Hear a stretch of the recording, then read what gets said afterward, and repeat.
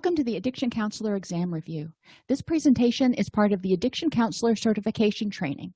Go to https:/www.allceus.com/certificate-tracks to learn more about our specialty certificates starting at $149. Hi, everybody, and welcome to today's presentation of the Addiction Counselor Exam Review. Today, we're going to be talking about counseling skills. Over the next little while, we're going to hit the highlights of the purpose and function of counseling, identifying skills a counselor needs. We're going to identify necessary attitudes for counselors and explore how to develop a therapeutic alliance and motivation. Now, each one of these things is its own course in and of itself, but for the review, we're just going to hit the highlights.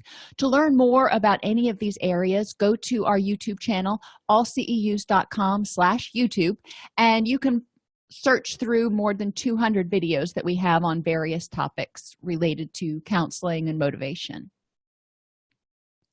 So what do we do in counseling? Well, what we want to do is develop a therapeutic relationship with clients, families, and significant others to facilitate transition into the recovery process. So what does that mean? That means we need to develop a working alliance with them. We need to be able to connect with them in order to help them move towards their goal of recovery, however they define it. And we don't want to just focus on the client because the client doesn't exist in isolation. We want to focus on the client and their support systems, and that's their family, however they define family, and their significant others, their friends, anybody they spend a lot of time with. We want to look at those relationships and how we can help clients use those relationships to facilitate their recovery process. We want to provide information to clients and their families and significant others regarding the structure, expectations, and purpose of counseling, so they have an idea where we're coming from. But at the same time, we want to elicit this information from the client. What do you want counseling to look like? What are your expectations for counseling? And what do you hope to get out of this? That way we understand where the client is coming from and we can work toward mutually agreeable goals. We also want to continually reevaluate the client's safety in terms of their physical environment, but also suicidal or homicidal ideation and relapse potential. We want to look at any need for crisis intervention. And, this can be a mental health thing for crisis intervention. It also can be detoxification if they go out and binge for a while or start engaging in other highly risky behaviors that could indicate that they may need to have some professional intervention. We want to apply evidence-based practices to facilitate progress. We don't just want to pull stuff out of the air and go, oh, this sounds like it'd be good. We want to look at what research is out there and what techniques are out there that are supposed to be the most effective with this particular type of client, with this particular background, and then apply those evidence-based practices. Cognitive behavioral is one of those evidence-based practices. Dialectical behavioral, motivational interviewing, motivational enhancement, all of those are evidence-based practices. So we're not talking about anything that's like way out in left field here. But we also want to make sure that we're using practices that are culturally responsive to the client. We document counseling activity in progress. If it doesn't get documented, it didn't actually happen. At least that's what they say. Now, if you end up, doing something that you regret, please don't. And then you don't write it down, that doesn't absolve you. But in order to document, if a client says that you weren't providing certain services or you abandoned them or whatever, if you have documentation that you saw the client, then it happened. If you don't have that documentation, even if you did see the client, then it didn't happen. If you bill for something and you don't have documentation, it didn't happen. So you need to make sure you document for billing, for legal reasons, as well as to let the client be able to go back over the record and look and see their progress, because progress can be really incremental, but every single drop in a bucket eventually will fill up that bucket. We want to provide information on issues of identity, ethnic background, age, etc., as they influence behavior prevention and recovery. Again, that's a lot of stuff in one sentence. We need to be culturally responsive, but we also want clients to understand how their personal identity and who they are influence their behavior, influence their choices, influence their recovery trajectory, as opposed to somebody else, because every client has their own unique individual recovery trajectory. And prevention and relapse prevention is going to be different for each individual client, because each client has their own triggers and their own vulnerabilities that may be unique. So we need to look at, what does Jane need in order to facilitate her recovery? And what does Tom need? And etc. But we don't want to just say, in order to maintain recovery, you need to do X, Y, and Z for everybody. That's not exactly how it works. So we do need to make sure we use an individualized, culturally responsive approach. And we provide information about addiction and related health and psychosocial consequences to the client. And a lot of times this comes during the assessment. We provide them information about what addiction is and destigmatize the diagnosis and help them understand maybe where it came from, but also help them identify any health and psychosocial consequences like relationship issues, legal issues, employment issues, financial issues, yada, yada, that could be caused by this addiction or worsened by this addiction, because that's where we're going to start identifying some motivations. I do want you to remember, though, that every behavior has a purpose. If somebody is engaged in an addictive behavior, there were some positive consequences. Let me say that again. There were some positive consequences. So psychosocial consequences, positive ones, may have been that they found a group of people who didn't seem to ever abandon them. Now, those people may not have been good for them. Those people may have used them, but those people never seemed to abandon them. Health consequences, maybe it helped them not feel so much anxiety and they were self-medicating something. Okay. There are better ways, there are healthier ways to achieve those same goals, but we do need to recognize that there were positive as well as negative consequences of use. Counseling is a collaborative professional relationship that empowers diverse individuals, families, and groups to accomplish mental health, wellness, education, and career goals. So counseling isn't always just about relapse prevention or just about addiction. We have to get broader than that, because people are not just about addiction. People are people first, people with addictions. They are not just addicts. They are people with addictions. So, okay, that means we need to be able to educate them about mental health issues and help them see how they can improve their mental health and improve their physical wellness. And a lot of times, in order to have an optimal quality of life, people want to enhance their career and maybe their education. So we need to help them figure out, where do I go to figure out how to do this? We don't have all these skills, but we can make referrals. Competence is built on understanding various models of treatment and ability to implement appropriate evidence-based practices with individuals, families, and significant others. So as we are growing as clinicians, we're developing our competence. And you may have come out of graduate school, or you may come out of your training, and you have competence in this little narrow slice of the pie in terms of a particular model of treatment and an ability to interact with individuals, families, and significant others. As you do your continuing education and as you go through your career, you're going to learn more tools, more evidence-based practices. So you're going to get progressively bigger slices of the pie. When I first started, I got out of graduate school and I knew humanistic therapy, Rogerian-based counseling. Now, that really is not super effective with addictions, but it's good for developing rapport. So I was good there. The next thing I learned was motivational interviewing. And once I became confident and competent at motivational interviewing, my competence increased some more. And then I moved on and I worked on developing skills in cognitive behavioral and then dialectical behavioral. And you see how it goes. So now I have multiple evidence-based practices in which I am competent that I can choose to use from my toolbox when working with clients. It's not something that happens overnight. This is something that you're going to work on over your career. If you are working with a client and your particular approach is not seeming to work, but you don't have competence in a lot of other areas, that's when you seek consultation.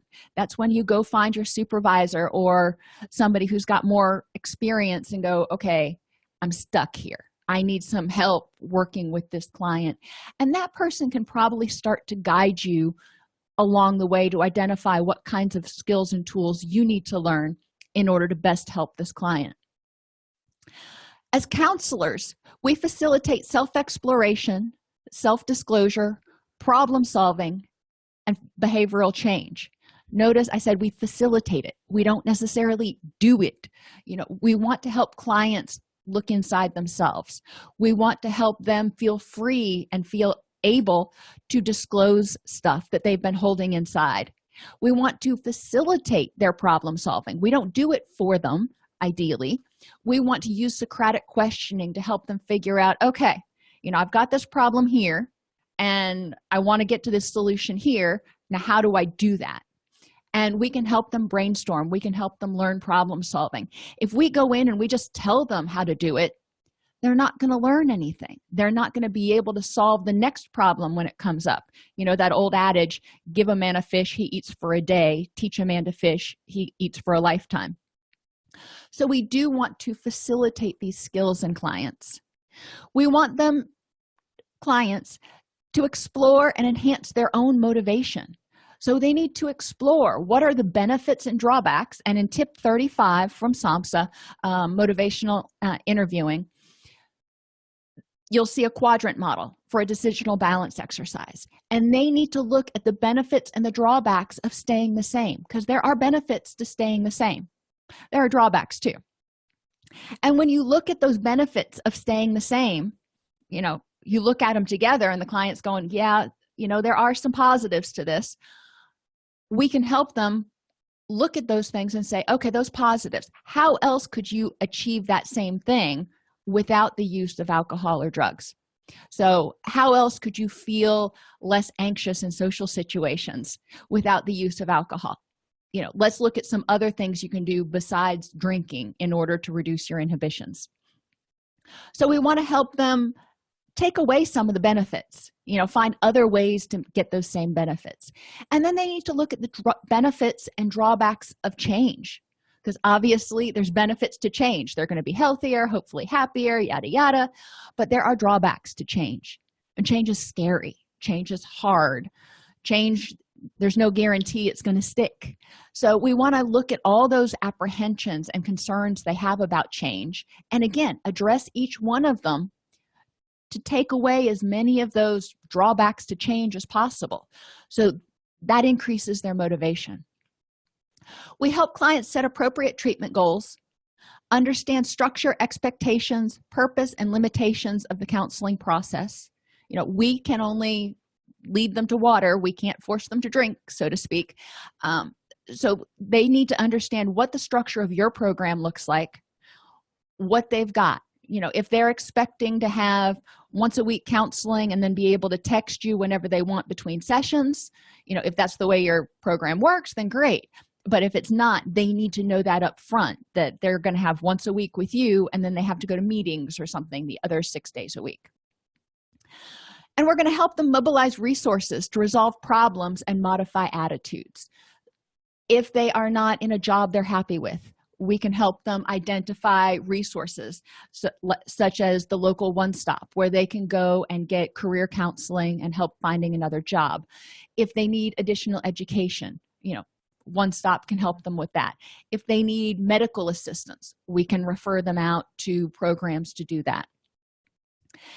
And we want to respond to crisis situations by identifying and practicing ways to avoid and cope with high-risk situations.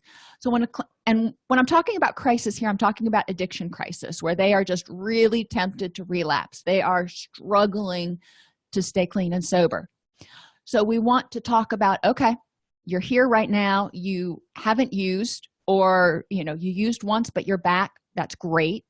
Let's figure out ways to avoid and cope with these high-risk situations in the future. What can you do starting right now so you're safer in terms of your relapse potential? In order to make all these things happen, we need to have a good therapeutic alliance. And the strength of the therapeutic alliance depends on the facilitative qualities of the counselor. So how easy are you to talk to? And the strategies used to create a positive environment for exploration and change. So are you easy to talk to? Does it feel like a safe environment? Are you using effective strategies for that client in terms of their age, their cognitive development, their culture, their learning style? All of those things are important to be aware of. Facilitative qualities that we need to work on developing: empathy. Now, most people who get into counseling are pretty good with empathy, but you do need to practice the difference between empathy and sympathy.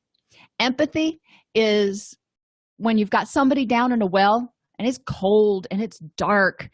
Empathy, you strap on rappelling gear and you go down there with them. So you're experiencing, to a certain extent, the same thing they're experiencing. Now, you can pull the rope and you can get out of there. They're stuck for a while, but you can share in what's going on. Sympathy is when you just stand at the top of the well and look down and go, oh, sucks to be down there. And you're sympathetic to their situation, but you're not really experiencing it similarly to them. So empathy, you're really trying to get in their shoes and understand what's going on. We need to be genuine. Sometimes we're not going to agree with clients, and sometimes, more often than not, we're not going to agree with clients, and that's okay, but we don't want to lie to them. So if they ask our opinion, we need to tactfully give our opinion. We do need to be genuine with them. If we feel like they are at risk of relapse, if we feel like they've got a blind spot somewhere, we may want to bring that up and put that out on the table. Just being genuine and honest, not criticizing, not condescending, but genuinely caring. We need to be respectful. We do need to use a little bit of self-disclosure. Now, that doesn't mean telling them your whole life story. Please don't.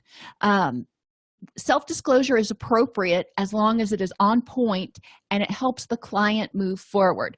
So, if the client went through a trauma and you went through a similar trauma, it doesn't mean you have to share your trauma too. That doesn't necessarily have to happen.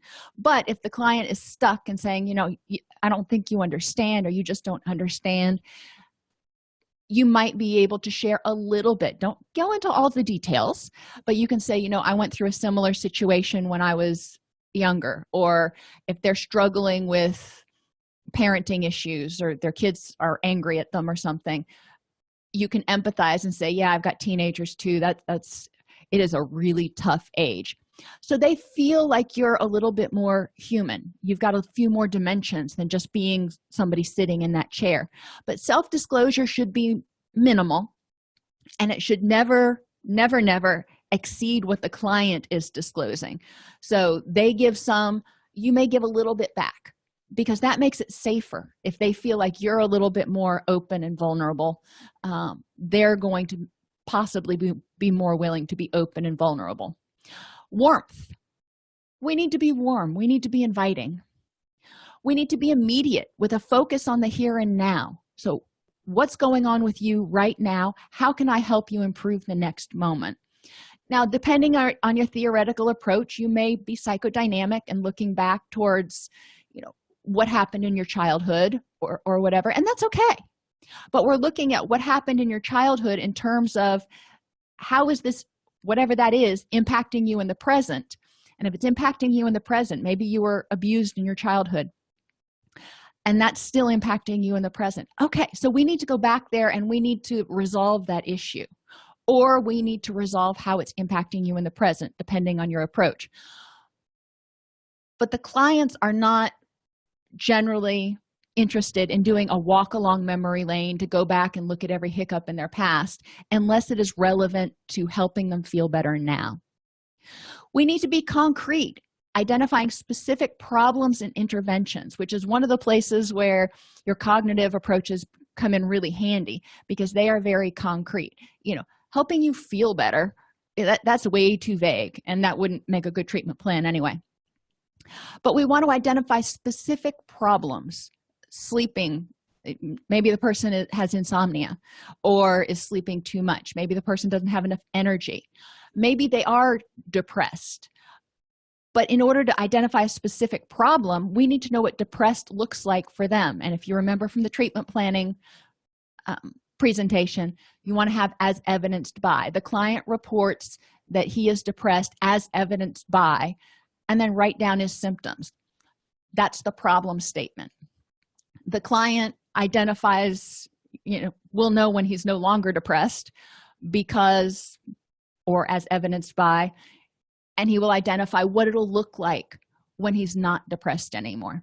So we want to identify specific problems and goals, and then we can identify specific interventions and help the client see how those interventions tie to helping him achieve his goal. We don't want to just throw out these interventions like, okay, you're depressed, so I think you should start working out 30 minutes every day. The client may be like, why? How does that help me sleep any better? So we want to make sure that we connect all the dots for the client so they can see the purpose underlying each intervention. And we need to be culturally sensitive and responsive. Some clients are going to be from high context cultures and some are going to be from low context cultures. Some clients are going to have a much different view of what addiction or mental health issues mean about them and about their family than others. So we do need to be very aware of any cultural issues. Components of the Therapeutic Alliance include the bond between the therapist and the client, which is characterized by warmth, genuineness, and respect, and consensus between the counselor and the client regarding treatment approaches and the goals of treatment. The easiest way to really start forging this Therapeutic Alliance is to hear the client, not take them and say, okay, the goals of this program are X, Y, and Z. No, treatment involves the goals of the client. So, I've had clients come in before who were on probation, and they really had no intention of stopping using forever. That was not their thing. Their goal was to get off probation. And in order to do that, they had to stay clean and sober, and they had to complete the program. So they'd come in and we would work together, and I would say, okay, your goal is to get off papers. In order to do that, you've got to complete this program. So let me tell you what you got to do to complete the program, and then you can be done with me, you can be off probation, and you can go back to doing whatever you want. And that's how we start forming a Therapeutic Alliance. I'm not lecturing him. I'm not telling them, well, you have to, you really need to stop using because it's bad for you. That's the easiest way to get clients to shut down. I want to hear what their goals are, and I want to make the treatment plan help them achieve their goals. I want to identify treatment approaches that work for that client. Some clients are really into talking about feelings. Others would rather pull off their toenails than talk about feelings. Some clients love group. Other clients, not so much. I had one client who came in, sat down, and the first thing she said to me before we even started the assessment was, I'm not going to any of those meetings. And I said, okay. Hi, my name is, and we got started, and I told her, what we're going to do is figure out what types of services might be helpful for you, and then we'll figure out which ones work for you. So I'm less interested in what you're not going to do. I want to know what you're going to do instead. And she got very quiet after that for a few minutes because nobody had ever talked to her like that. They'd always tried to push her into the treatment program goals instead of goals for her. The primary responsibility for developing and maintaining the Therapeutic Alliance rests with the counselor. So if you don't feel like you're making a good Therapeutic Alliance, you need to go back and check those warmth, empathy, genuineness, all that stuff. There are times where the client may have some countertransference issues towards you, and it's not going to be a good relationship, and you may consider a transfer at that point. But those are rare. I think I had that twice in 20 years. So generally, you can figure out a way to forge a mutually agreeable relationship. 80% of positive outcomes are due to Therapeutic Alliance. And this is important. I had somebody in one of the groups I'm a member of the other day talking about how overwhelmed she felt because she got out of school, and as soon as she started practicing, she started realizing how much she really didn't know, and she felt overwhelmed and like she'd never be able to learn all of the tools and techniques she needed to help her clients. And I pointed out that you came out of school, so you have the license or whatever, but 80% of what happens in that treatment room is due to your Therapeutic Alliance. It's due to your personal characteristics, your warmth, your genuineness, your empathy. Skills and tools, that's 20% of it.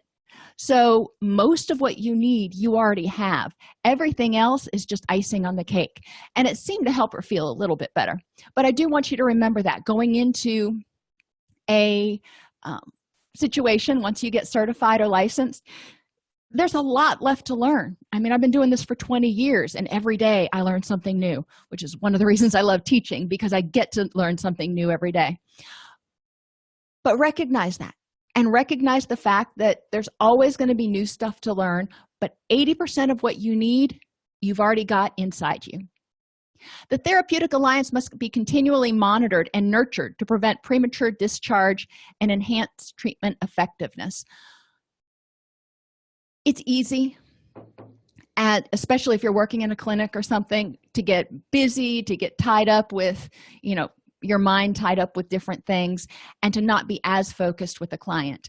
It's easy for a client's motivation to start to wane a little bit, and that's when we need to jump in there. We need to be mindful, and we need to be present in every session with clients, and we need to notice if their motivation or their enthusiasm is starting to wane, and check and see, is it the Therapeutic Alliance? Are we starting to reach an impasse for some reason? Or am I needing to act as more of a cheerleader right now? But it's up to us to identify the fact that, yeah, we're starting to grow apart. Let's see if we can get this thing going again. And we need to adapt the relationship to several patient characteristics, not just their diagnosis.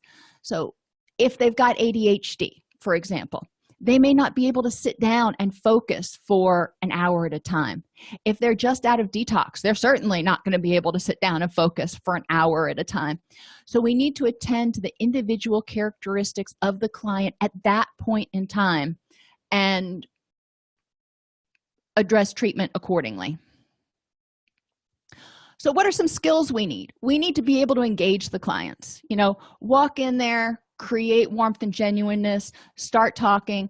And I always suggest to client or counselors, when they first go into a room, they may have a stack of assessment papers an inch thick.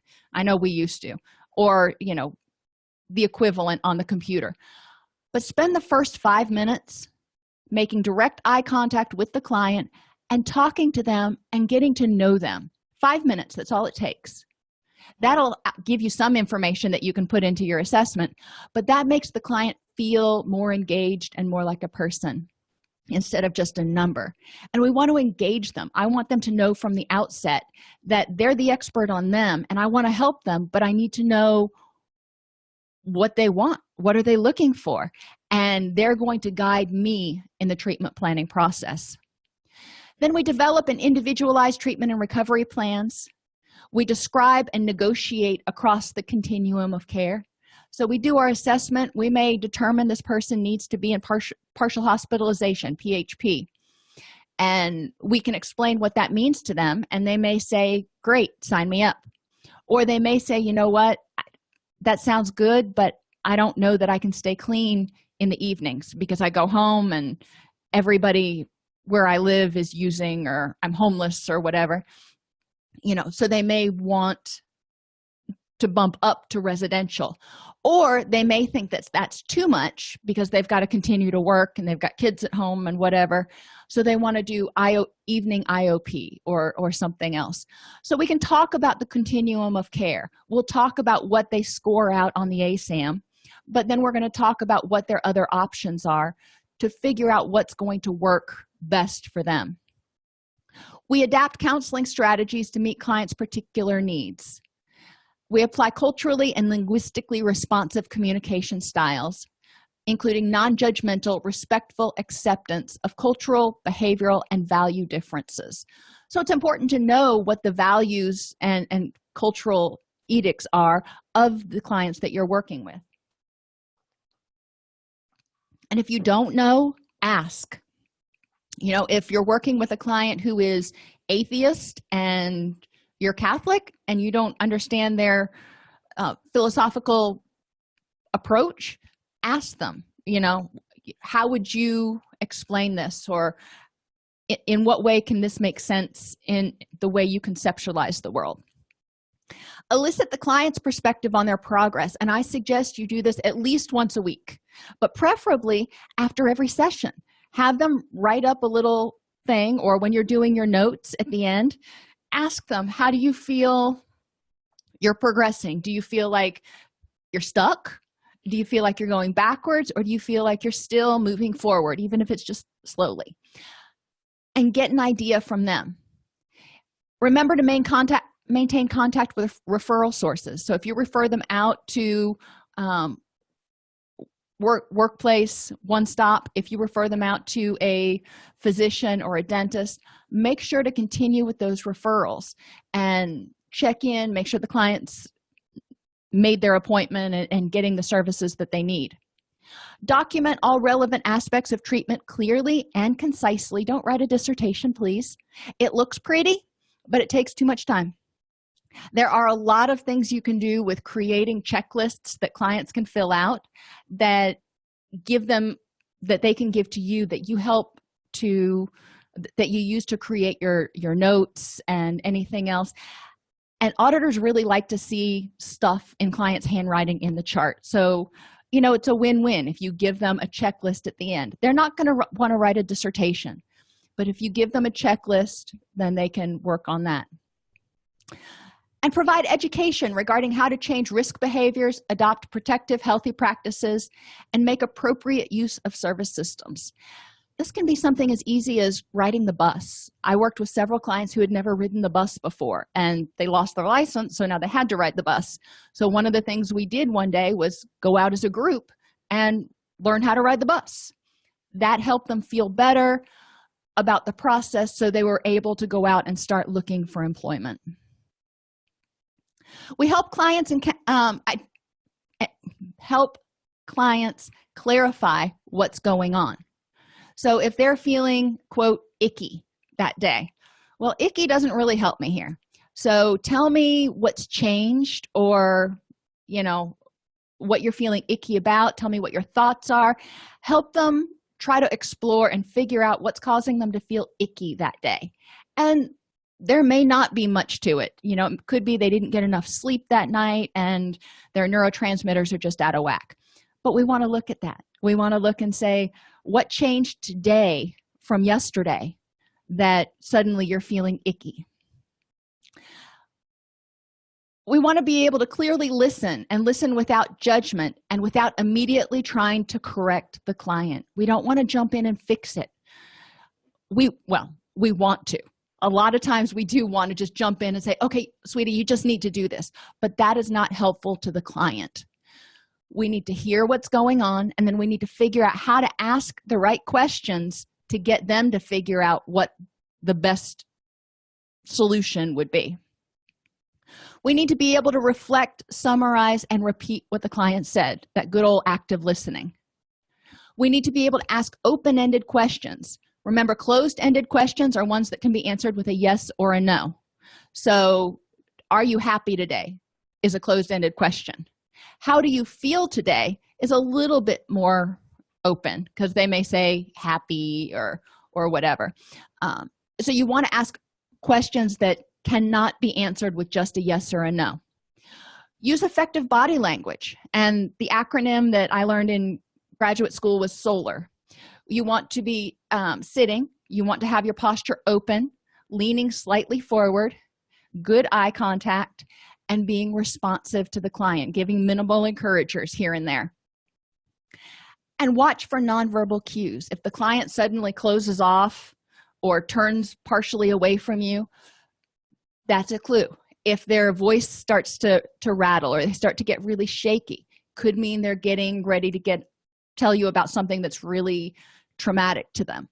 So be aware of those nonverbal cues. And if you notice that they're getting nervous or uncomfortable, identify it. Say, it seems like you're getting uncomfortable. I'm wondering, what's going on, or if there's a way I can help you. We need to appreciate the strengths-based approaches which emphasize client autonomy and skills development. So instead of focusing on the stuff they don't have, we want to focus on what they do have. So when you've stayed clean for 4 hours, what were you doing differently? When you've stayed clean for 4 weeks, what was different? And those are the strengths. What did you do to help you stay clean for those 4 hours, those 4 weeks? What resources and strengths do you have in your life right now? Your job, your friends, your family, your finances, whatever it is. Let's start looking at what resources you have that you can pull on. We do want to respect the client's right for self-determination. Just because you may think that abstinence is the only treatment goal, that may not be what the client sees. So we do need to respect their right to choose treatment or to choose their treatment goals, which may not be exactly what you would prefer. We need to appreciate the roles of the significant others and the difficulties that families and significant others face in seeking help. They try to get their loved one into treatment, and their loved one may go and then leave against medical advice, or go for a while and complete treatment but then still be struggling. They may face financial difficulties trying to get the significant other in treatment. They may face long waiting lists. Oh boy, long waiting lists trying to get their significant other in treatment. So there's a lot of frustrations that family members may face in trying to help the individual get into treatment. We need to appreciate cultural differences and be willing to be flexible. And there's a certain amount of flexibility that's you need to have, and then there's taking it too far. But you do need to be willing to be flexible with your treatment approach in order to individualize it to that particular client. Clients with substance abuse issues and severe and persistent mental illness are going to need a much different treatment program than someone with substance abuse and mild mood issues.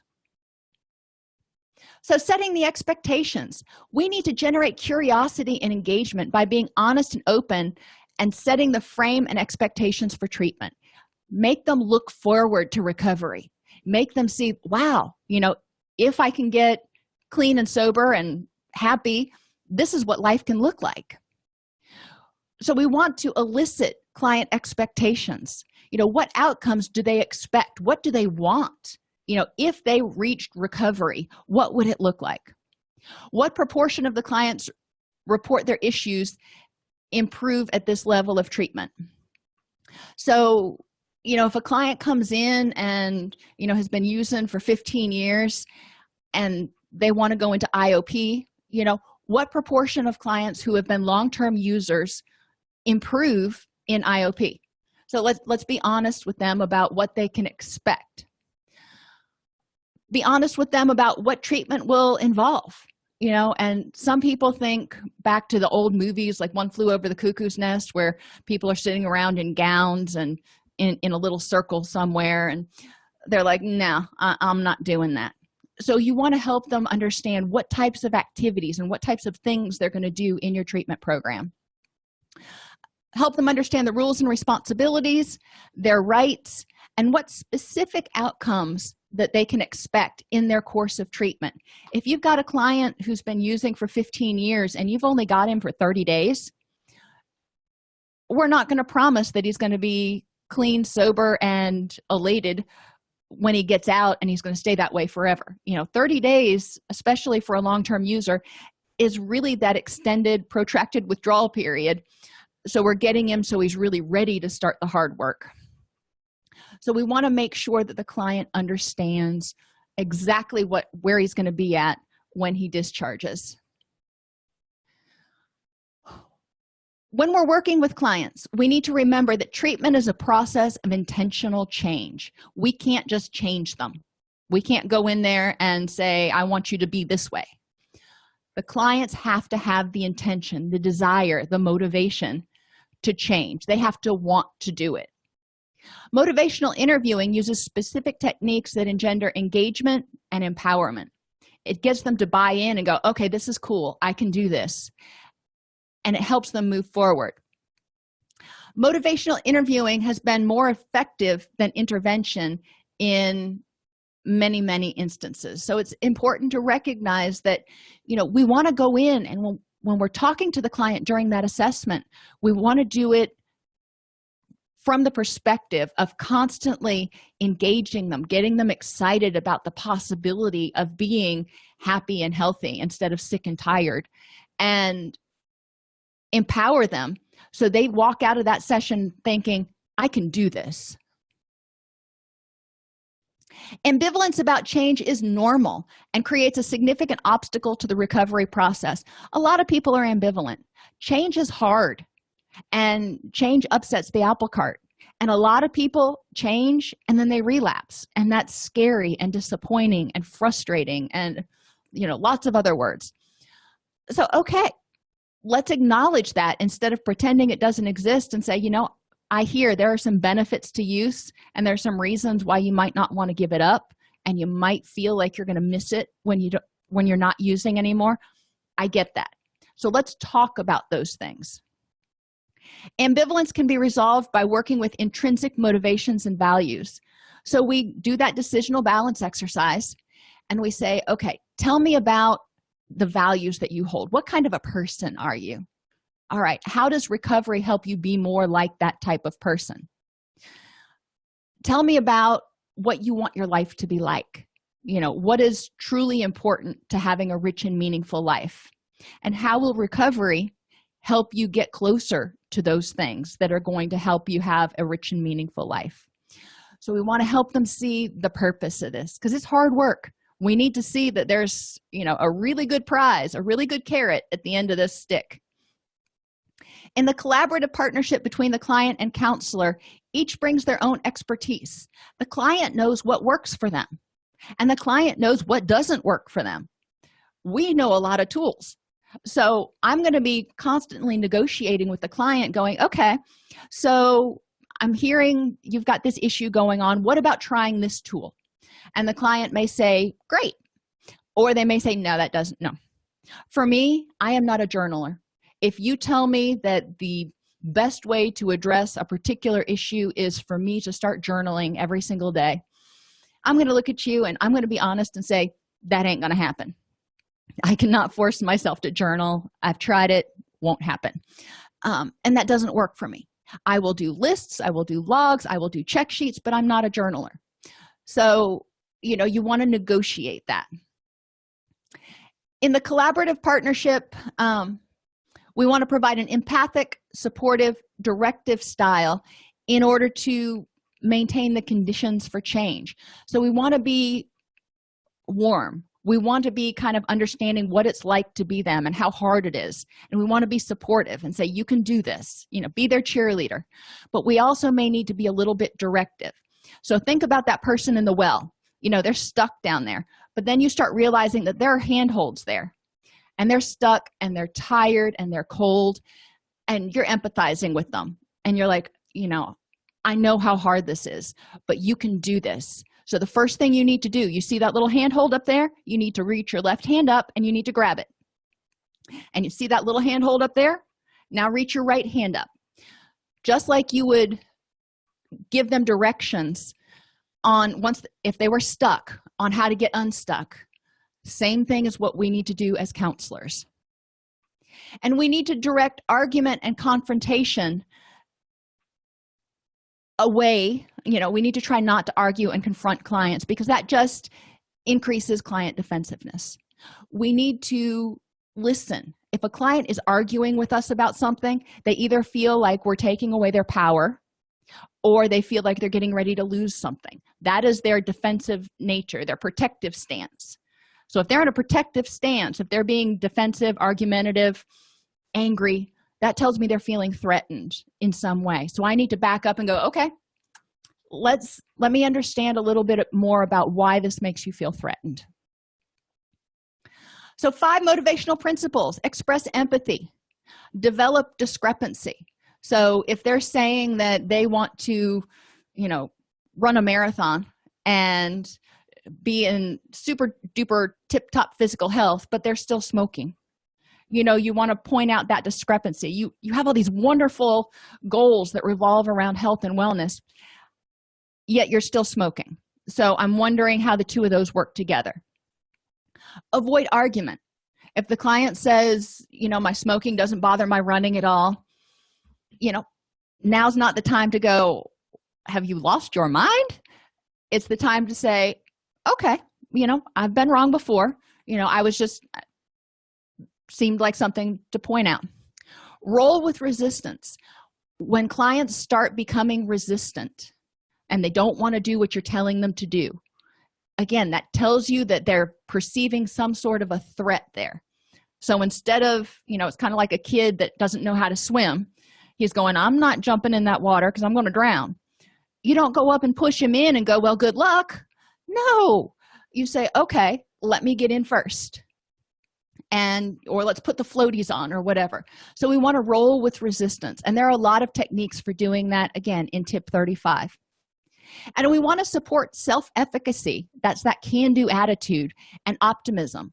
So whenever they come in, encourage the client to start the session out by telling you about 3 good things that happened over the past week and, what they're expecting, something good that they're expecting in the next week. We want them to focus on some good things. We're going to talk about some unpleasant things in counseling probably, but we want to make sure that they're remembering that there's also good things out there.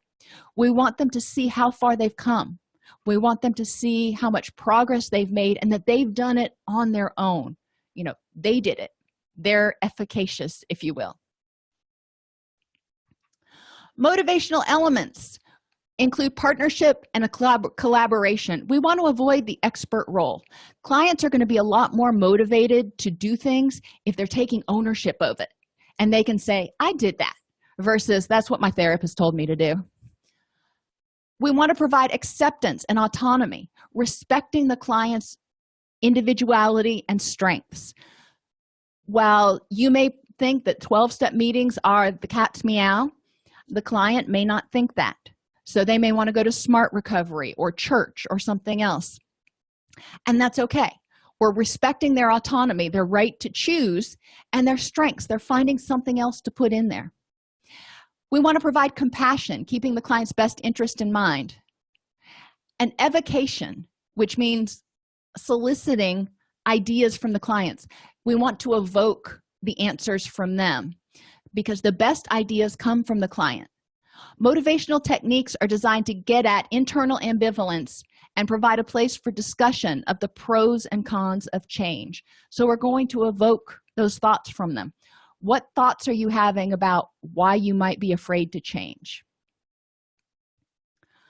Motivational strategies include the OARS acronym. Ask open-ended questions, provide frequent affirmation, use reflective listening when you're talking to them, summarize what you've heard periodically. Don't wait till the entire end of the session. Stop them and go, okay, let me see if I'm following you here. Summarize a little bit and say, okay, go ahead. And elicit self-motivational statements. Make sure that clients are saying, I can do this, or I will do this, because that implies a sense of self-efficacy and a desire to continue to move forward in the process. Other videos you can look at on these techniques include motivational interviewing. I have several of those on our YouTube channel, allceus.com/YouTube, and counseling skills. I have a couple of those on that channel as well. So we talked a lot about what counselors do today and some of the skills that you need to remember to have, or that you need to remember to develop in yourself. And these are the things that are most likely to be on your certification test. So do remember the qualities and the attitudes that counselors need to have and how to develop and maintain motivation.